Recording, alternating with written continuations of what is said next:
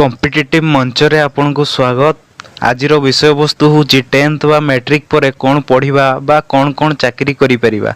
Matric परीक्षाफल प्रकाश पाइबा मात्रे अभिभावक माने तांको पिलांको कैरियर को नहीं चिंतित होई पड़ती।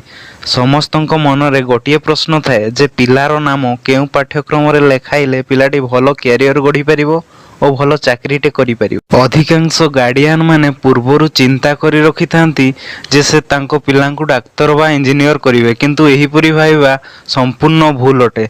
सही परि अनेक गार्डियन माने जानि न थांती जे 10th परे पिला केउ पाठ्यक्रम रे नाम लेखाई परिबो और भविष्यत रे कोन करि परिबो। तेणु सेमाने तांको रिलेटिव बा सांगसाथी माननको पुओ कोन पढुची आउ सही हिसाब रे निज पिलांको पई कैरियर सिलेक्शन करंती, किंतु यह संपूर्ण भूल अटे।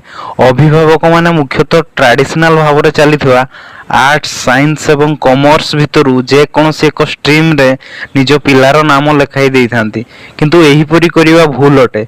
तेणु मु आज आपनकु समस्त पाठ्यक्रम विषय रे अवगत कराइबी जेउथिरे आपनको पिला 10th पर नाम लेखाई परिबो। ता सहित उक्त पाठ्यक्रम रे नाम लेखाइले से भविष्यत रे कोन चाकरी करि परिबो ताहा बताइबी। 10th पर जो फास्ट कोर्स टी हला इंटरमीडिएट बा +2 कोर्स, यह 2 वर्षिया होइथे एवं 3टी स्ट्रीम अछि जथा साइंस आर्ट्स एवं कॉमर्स। एही arts science commerce branch selection पूर्वरु पिलार परसेंटेज ऑफ मार्क अपेक्षा पिलार इंटरेस्ट अधिका गुरुत्वपूर्ण।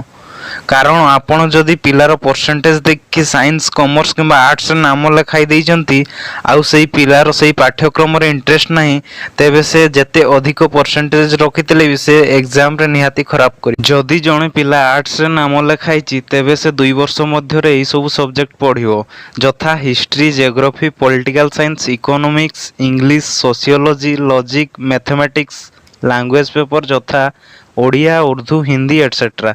जदि पिलार एही सब पाठ्यक्रम उपरे इंटरेस्ट अछि आउ एही सब कोर्स पढ़िबा को चाहूची तेबे से आर्ट्स रे नाम लेखाइले निहाती भलो करिवो। जदि जणे पिला कॉमर्स रे नाम लेखाइची तेबे से 2 वर्ष मध्य रे एही सब सब्जेक्ट पढ़िबो जथा mathematics accountancy statistics organisation of commerce economics book keeping language paper जथा ओडिया हिंदी उर्दू। जदि पिलार एही सब पाठ्यक्रम उपरे इंटरेस्ट अछि आउ एही सब कोर्स पढ़िबा को चाहूची तेबे से कॉमर्स रे नाम लेखाइले निहाती भलो करिवो।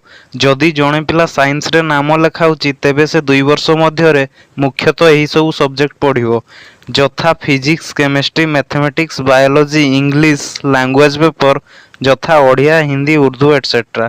एवं एगुडी कहूची वोकेशनल सब्जेक्ट जथा electronics physiology geology environmental science IT computer science etcetera. जदि पिलार मैथमेटिक्स एवं साइंस भलो होची तेबे ताकू साइंस रे नाम लेखाइले निहाती भलो करिवो।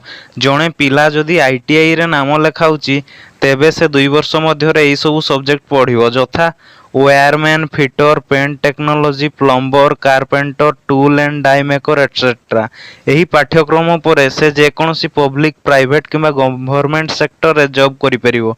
जदि जणे पिला डिप्लोमा इंजीनियरिंग रे नाम लेखाउची तेबे से एही सब ब्रांच रे डिप्लोमा करी जे कोनोसी कंपनी प्लांट किंबा पब्लिक सेक्टर रे नियुक्ति पाई परिबो जथा computer mechanical electrical electronics production IT chemical civil automobile electronics and telecommunication.